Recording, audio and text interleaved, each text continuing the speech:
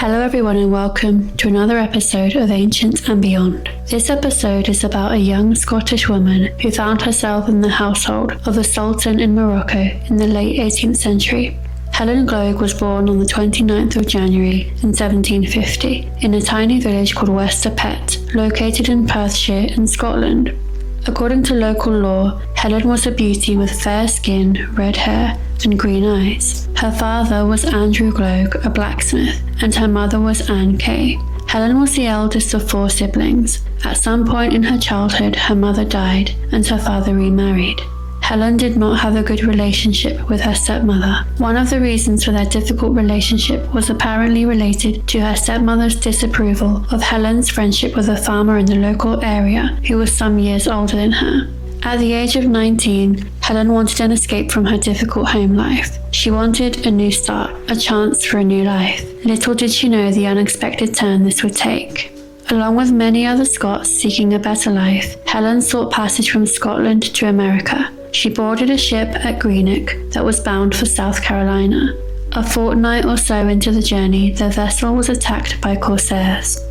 For over a century, the infamous Corsairs, many from Salé in Morocco, carried out raids across the coast of Spain, France, Italy, Britain, Ireland, and even as far as Iceland. The Corsairs, who navigated the seas in their swift and deadly xebec ships, were notorious for raiding ships, seizing cargo, and capturing men and women to sell as slaves.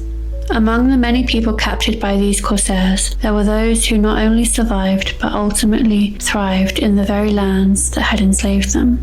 One of the most extraordinary tales is that of Thomas Pellew, an Englishman who was captured in 1716. He was forced into slavery under the powerful and feared ruler Mullah Ismail. Despite the constant threat of raids, diplomatic relations between England and Morocco remained strong throughout the late 17th and early 18th centuries. Helen was among those captured from the ship she was on and was taken to the slave market in Algiers. She supposedly caught the eye of a wealthy merchant who was impressed by her beauty and bought her for a considerable price. He then went on to offer her to the vizier of Sultan Sidi Mohammid ibn Abdullah in the hope of gaining favour. Upon arriving in Sultan Sidi Mohammed's household, Helen became a concubine of the Sultan. There has been speculation that she became an official wife and even a favourite wife of the Sultan, but there is some doubt around this. Helen had 2 sons by the Sultan. Unlike his grandfather, Mullah Ismail, whose rule was seen as more brutal,